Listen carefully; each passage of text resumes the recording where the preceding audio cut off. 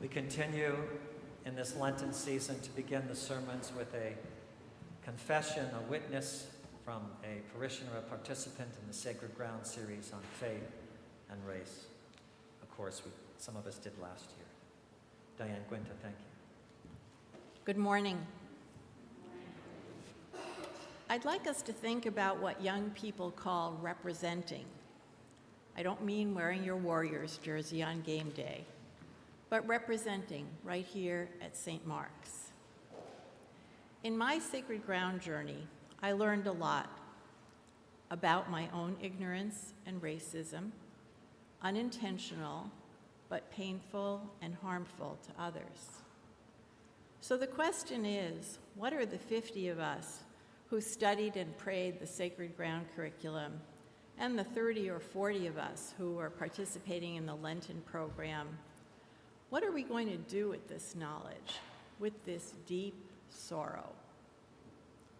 There's no use in our repentance without metanoia, without turning away from the path that we're on and moving toward becoming beloved community. We learn that first, we need to educate and change ourselves, then involve others in our church and our wider community in becoming beloved community. Not instead of, but in parallel with working to eliminate structural racism. Structural racism, that term we used to not understand. So it was with great happiness and joy that God's grace introduced me to the Reverend Jamon Taylor in a Sacred Ground webinar of all things, where Reverend Taylor was one of the speakers. Matt preached about that encounter a few weeks ago, and Reverend Taylor will preach to us next week virtually. In that webinar, Reverend Taylor spoke about the impact on children that iconography in our churches has.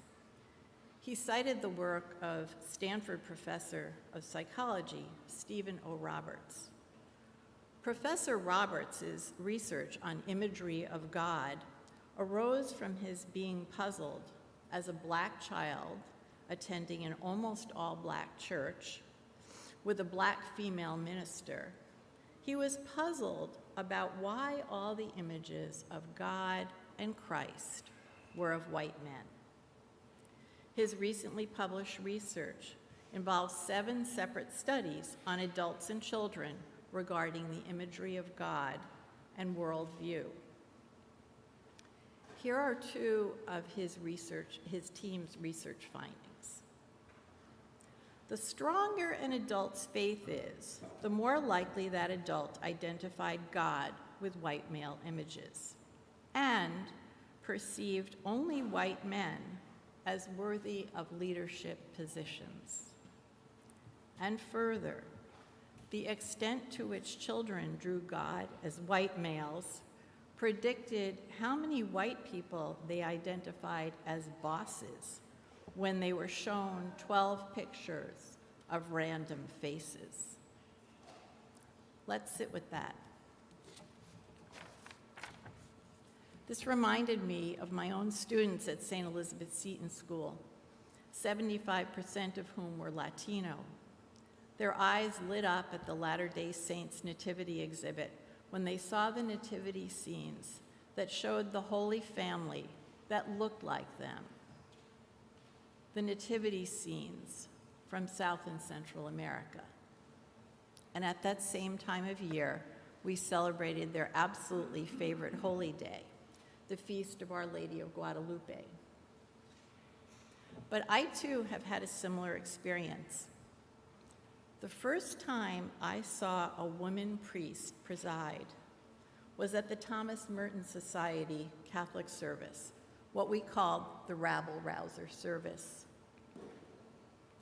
I sobbed audibly when I saw the visiting woman priest lift the Book of Gospels and read the gospel. And I understood at that moment that she was not just an acolyte wearing the stole. When she started to preach, I completely lost it. The poor people near me patted me, offered me water and tissues, asked if I was okay. All the while, I was listening and staring at this priest and wondering about the odd mixture I was experiencing that time, the mixture of elation and deep sadness.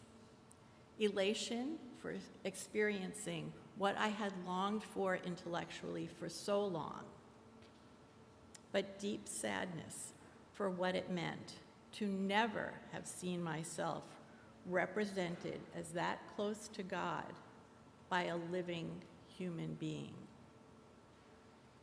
Not long after that, I joined St. Mark's. And I have to tell you, every single time a woman priest appears before us or a woman preaches, the hair goes up on the back of my neck in a good way, in a very good way. So where does that leave us in representing? I am suggesting that we think about our iconography in this holy place, but I am not suggesting that we do so and think that we are done. What we learned in Sacred Ground was that we start by not making assumptions about how we need to repent and how we need to repair. What we learned, let's ask our church friends who are people of color, and in fact, anyone who might feel marginalized by society. Ask them how welcome we and our sacred space make them feel. Let's ask people what we might do to become a more beloved community for them. And where we fall short, as undoubtedly we do, let's commit to doing better, to becoming that beloved community. Each of us, for all of us. Not just in how we behave on this holy ground, but in what we do to repair the broader hurt. And just maybe, we can inspire only tears of joy when we welcome each person to our beloved community and together work for justice in the world. I leave you with the words of the Reverend Dr. Martin Luther King Jr., who said, "Use me, God. Show me how to take who I am, what I want to be, and what I can do, and use it for a purpose greater than myself." Let that be our purpose, building beloved community.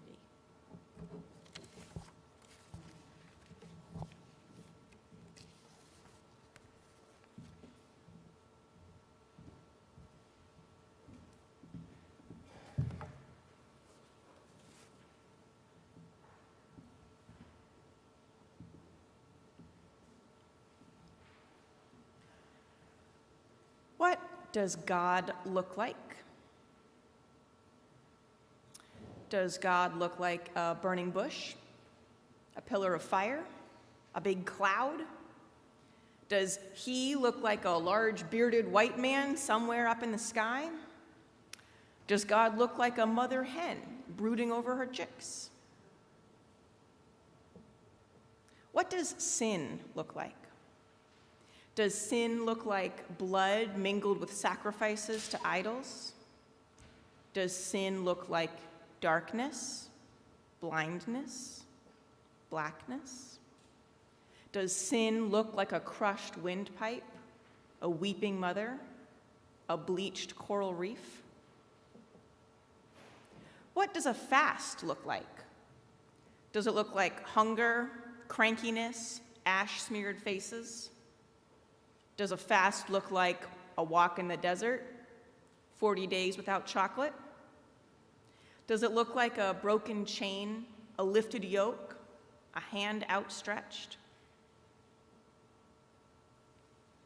In this Lenten season, we are called to step away from sin and toward divinity, to move or turn in a new direction.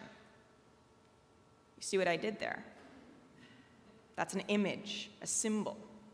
Many of us think about Lent in terms of space, in terms of directionality. We want to draw ourselves a map. Here's where we are. Here's where we're trying to get away from. Here's where we're moving toward.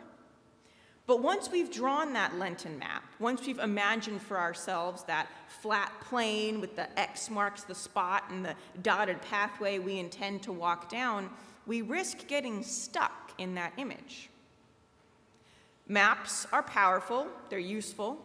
For those of us trying to make it from one place to another, they're critical tools on that journey. Images, symbols, representations are one of the best ways we have to understand the world around us. But they're also dangerous. In 1931, mathematician Alfred Korzybski presented a paper on mathematical semantics. Thrilling. In this paper, he introduced and popularized an idea some of you may have heard before. He said, "The map is not the territory. The description of something is not the thing itself. The model is not reality. The abstraction is not the abstracted."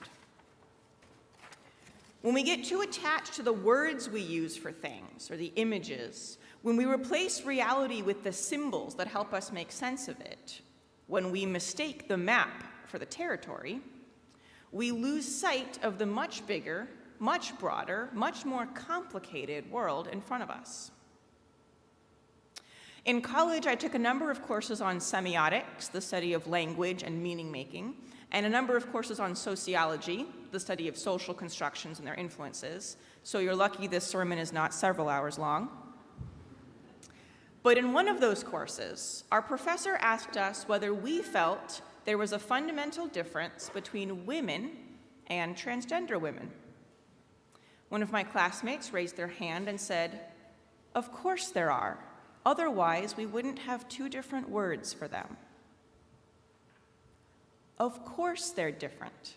Otherwise, we wouldn't have two different words for them. When it comes to issues of gender, for most of us, the map has become the territory.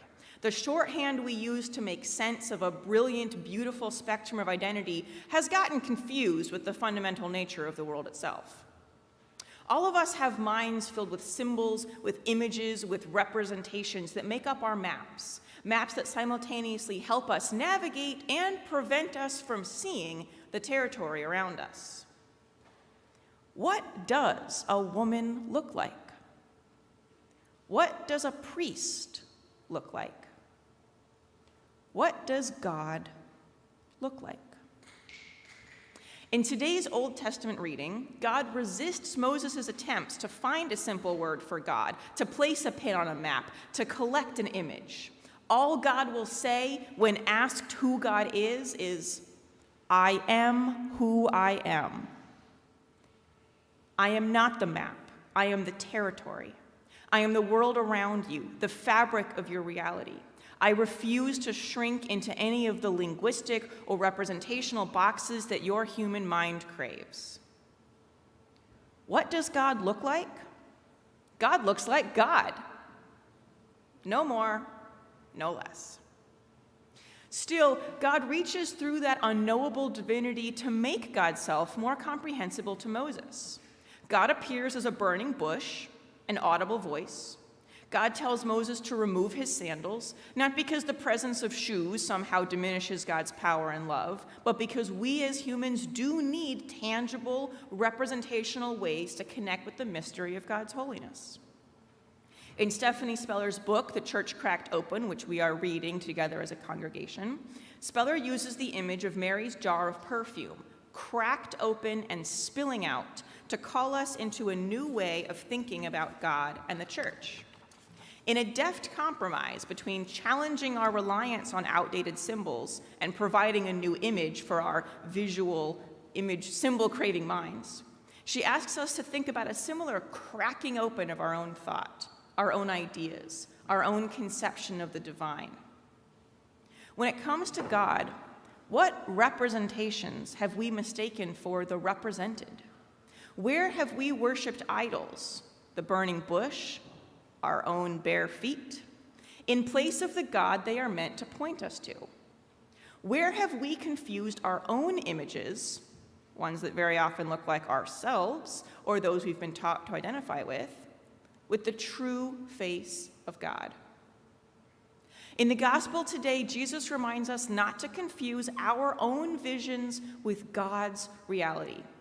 When we see something as dead or a failure, are we mistaking our own tangled web of assumptions with the bigger, far more mysterious territory of God?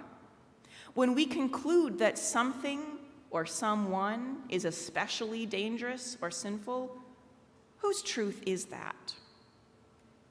I doubt any of us here in 2022 in California would jump to the conclusion that someone whose blood was mixed with sacrifices was a particularly sinful person. But I would bet that most of us, I'm going to go with all of us, are equally stuck in the current political and cultural imagery of our generation.